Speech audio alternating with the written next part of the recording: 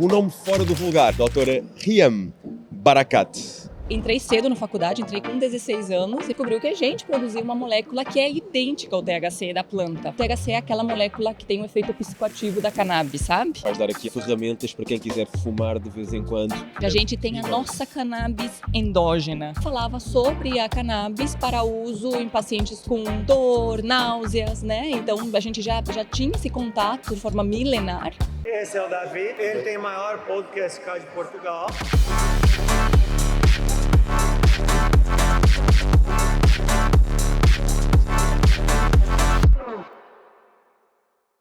Bem-vindos às Conversas de Elite, no Congresso Internacional de Medicina Integrativa. E hoje, aqui connosco, um nome fora do vulgar, vou tentar não me enganar, doutora Riham Barakat. Não é Riham, é Riham.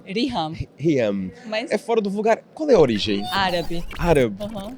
E a sua origem? A minha origem, eu nasci na Colômbia, morei até os 9 anos de idade lá, mas os meus pais vieram do Líbano. Ok.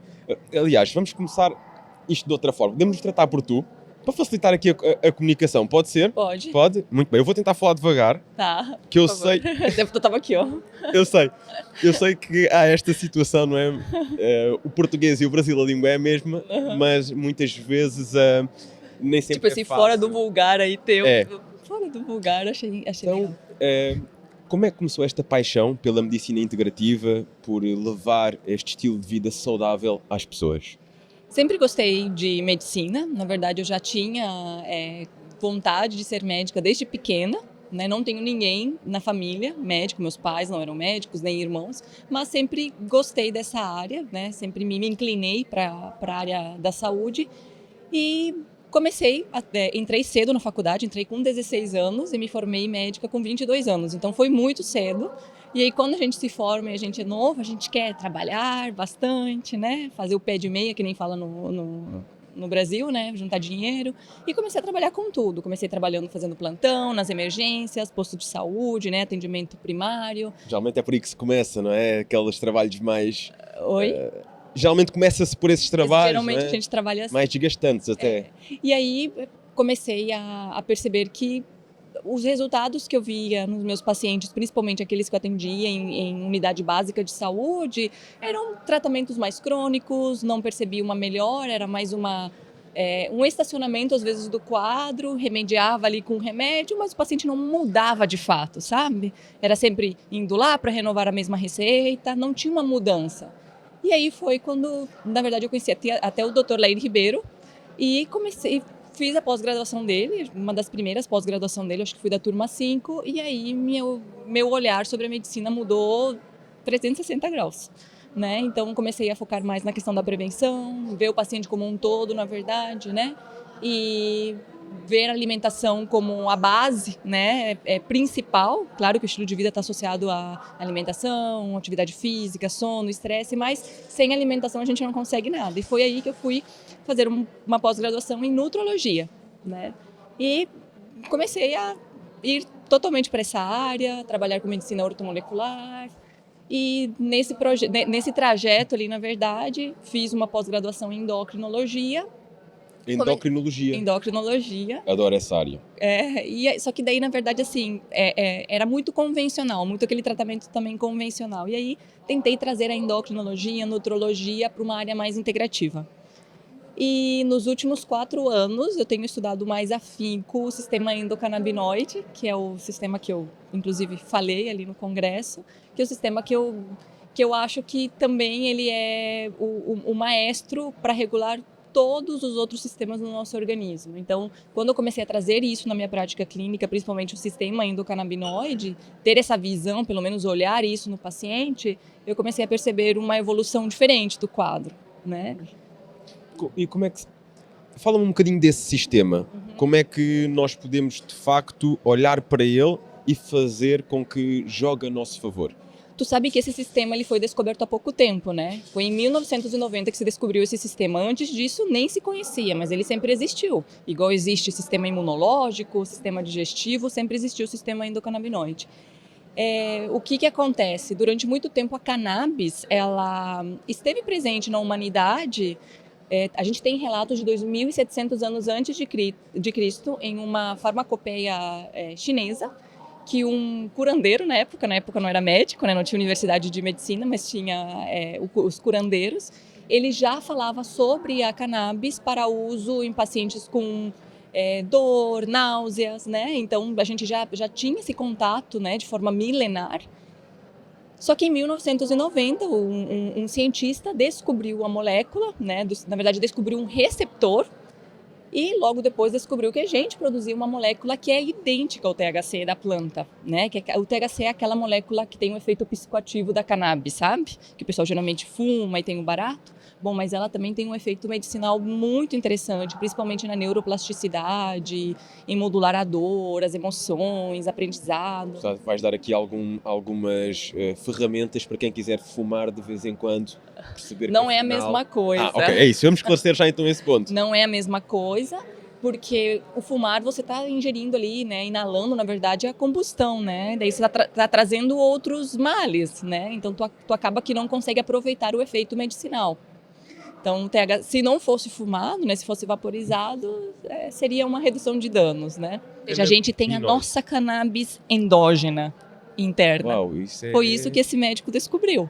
Que a gente produz, porque ele percebeu que a gente tinha um receptor, só que não fazia sentido a gente ter um receptor de membrana para uma molécula da planta somente, né? Então, um ano depois que ele descobriu esse receptor, ele descobriu e identificou a anandamida. E a anandamida, ela é muito parecida com o THC, a estrutura molecular dela é muito parecida com a estrutura do THC.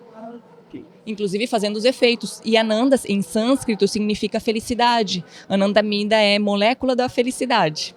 E como é que se pode então estimular naturalmente essa molécula? Legal, tua pergunta. Porque as pessoas acham que para modular o sistema endocannabinoide a gente precisa somente e unicamente de usar os fitocannabinoides da planta.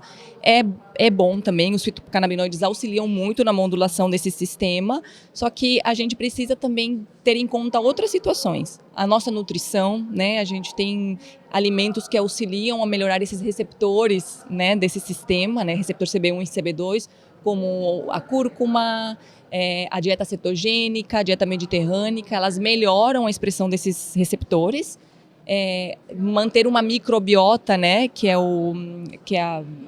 de forma mais vulgar assim falando, a microbiota é a flora intestinal, manter ela saudável, praticar, ai meu Deus, como que eu falei isso? Tô com espanhol na cabeça. Pode dizer em espanhol. Praticar momentos de gratidão, gratitude, isso, expansão da consciência com mindfulness, com yoga, né? Terapias comportamentais, então atividade física, inclusive as pessoas dizem que a atividade física ela libera muita endorfina, né? Só que a gente libera muito mais anandamida, que é esse receptor parecido com THC com atividade física, a gente libera muito mais anandamida do que endorfina na atividade física. Então, com o estilo de vida a gente pode melhorar esse sistema, modular esse sistema. Ok. Tens o teu percurso, já passaste por vários países, por várias culturas, certo? Falaste há bocado também de algumas delas. O que é que tens também percebido a nível deste abrir de horizontes para a longevidade, para a medicina integrativa? Quais são os países que estão mais receptivos a isto? Quais são as culturas que começam a explorar com mais afinco, com mais curiosidade estes temas? Olha, eu percebo que cada vez mais isso está sendo bem aceito e procurado, inclusive por culturas que eu não imaginava. Vou te falar da cultura árabe, inclusive, né? Não, meus pais são de lá, mas eu nunca fui para lá. Só que eu moro em Foz do Iguaçu, no Brasil. Conhece Foz do Iguaçu? Só de nome. A Terra das Cataratas. Lá tem uma colônia árabe muito grande. Tá. Não vá vocês virem aqui meter inveja nesta altura do ano em que está a chover e falar das cataratas e do sol do Brasil, mas... Bom, é uma das 7 maravilhas do mundo. Quando puder, vá conhecer. E lá tem uma colônia árabe muito grande, né? E foi um desdobramento natural. Eu comecei a atender pacientes, né? Acho que eles viam, tem origem árabe, vai entender ali o que eu estou falando, essa ligação. E vieram. No início eu pensei, acho que vai ser mais difícil, né? Trazer isso para esses pacientes, até porque a medicina lá também, obviamente, está adiantada, mas eu não imaginei que tivesse tanto, né? Achei que fosse algo mais ocidental. E eu percebo que estão sim, tanto em todas as culturas a gente percebe essa procura, né, de melhorar a qualidade de vida, essa busca de uma longevidade de fato saudável, né, porque eles não querem chegar ali na terceira idade apenas, querem chegar com autonomia, né, com disposição, lembrando quem eles são, né, então percebo que sim. E na prática, quais são geralmente as estratégias que procuras levar para o dia-a-dia destas pessoas para que possam chegar à terceira idade, viver mais e melhor, literalmente melhor? Ou seja, não só a idade, mas sim com bem-estar, com energia, com a sensação de felicidade que falávamos aqui há pouco, que o cannabis nos dava, mas que nós também temos essa molécula em Essa nós. molécula, exatamente. Como é que na prática podemos fazer esse caminho? Eu acho que, antes de mais nada, ter o entendimento de que isso é possível, né? Acreditar que é possível a gente modular todos os sistemas que estão no nosso organismo. Eu acho que quando o paciente vira a chave e entende que está nas mãos dele, tudo flui, tá? Então, mas eu sempre falo que a gente inicia com os hábitos do estilo de vida mesmo. Começar a comer de forma mais consciente. Consciência não só de excluir açúcar, excluir carboidratos refinados, não. Mas ter consciência do que aquele remédio que é o nosso alimento, de fato está trazendo para nós. Da onde ele está vindo, qual é a origem dele. Ele foi cultivado com muito agrotóxico, com muito pesticida, de que forma ele foi cultivado e tendo essa consciência, eu acho que isso já é um primeiro passo, né? Escolher sempre os alimentos mais saudáveis possíveis, não é sempre que a gente tem acesso a alimentos orgânicos, né? Praticar atividade física de forma regular, manter um sono reparador. Na verdade, esse é o maior problema que eu vejo na maioria dos pacientes na prática. O sono deles não é reparador e eles não ligam muito para o sono quando eles começam. Que hora você vai dormir? Meia-noite, 1 hora, e às vezes estão acordando ali 6 horas. Não vão fazer uma reparação de sono adequada, uma liberação de melatonina adequada. Acredito que, além disso, além desses 3 fatores, gerenciar o estresse é muito importante. Todo mundo se estressa, mas como você vai lidar com o estresse, eu acho que faz a diferença, né? E tem uma coisa que eu acho que é interessante também, que é as relações interpessoais, com quem que você convive. Porque isso diz muito de como é tua saúde mental, tua saúde física e tua saúde emocional. Então, eu acho que é um conjunto. Então, pode-se dizer que o sistema endocannabinoide, não é um nome fácil, mas isto vai sair. Endo de dentro e canabinoide de cannabis. Cannabinoide de cannabis tem a ver com bons hábitos, sobretudo. São os bons hábitos que nos permitem estimular esse sistema e conseguir alcançar esse bem-estar que supostamente seria alcançado através do consumo de uma planta. Isso, engajando os nossos hábitos, né? E engajando, por exemplo, a melhora da microbiota intestinal, mas tudo está associado com hábitos, né? Se eu vou melhorar a microbiota do intestino, se eu vou melhorar a dieta, está associado com os hábitos do dia a dia. Então, sim, melhorando os nossos hábitos de vida, a gente engaja uma melhora desse sistema endocannabinoide, melhorando o seu tônus, né? Rian, para ti, qual é o hábito mais poderoso e mais transformador? Deixa eu pensar. Eu acho que o mais transformador é o gerenciamento do estresse, assim, na prática. Porque todos são mais plausíveis de serem feitos. Onde eu percebo que, às vezes, o paciente tem a virada de chave e a melhora de vez é quando ele gerencia e entende o estresse e maneja de uma forma diferente. Mas eu acho que todos são. E manejar o stress, gerir o stress, na prática, falámos da gratidão, mas que mais ferramentas é que geralmente aplicas no dia-a-dia para conseguir esse controle sobre o stress? A consciência, né? Manter um estado de consciência mais expandido, né? Praticar mindfulness, yoga, meditação, algumas terapias comportamentais também. Então, eu acho que principalmente isso. Bem, obrigado pela tua partilha. Obrigada a você. Como é que as pessoas podem acompanhar nas redes sociais? Então, tem o Instagram ali, @drarian, com M no final. E o teu trabalho é feito, as tuas consultas são feitas também online? Ou Sim, trabalho tanto na modalidade online quanto presencial. Hoje em dia, mais online do que presencial. Muito bem, obrigado pela tua partilha. Obrigada a você. Que desfrutes de Portugal. Não está um tempo tão incrível como seria o do Brasil. Mas já achei muito lindo. Mas é isso, continua a ter a sua beleza. Obrigada. Já sabem, seguir o trabalho da Riam, perceber aqui um bocadinho mais sobre como é que nós podemos encontrar este bem-estar através dos hábitos.